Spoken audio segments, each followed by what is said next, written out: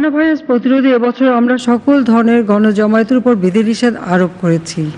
কাজেই স্বাভাবিক সময়ের মতো এবার ঈদ উল ফিতর উদযাপন করা সম্ভব হবে না।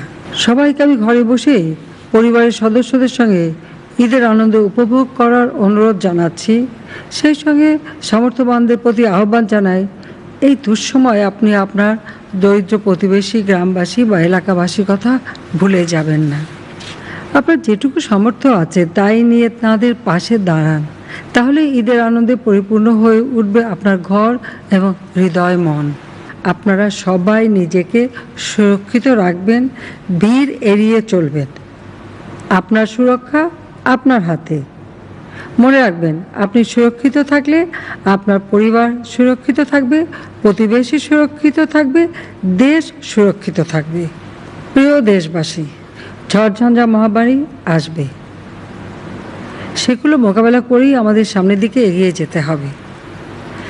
যে কোনো দুর্যোগ মোকাবেলায় প্রয়োজন জনগণের সম্মিলিত প্রচেষ্টা।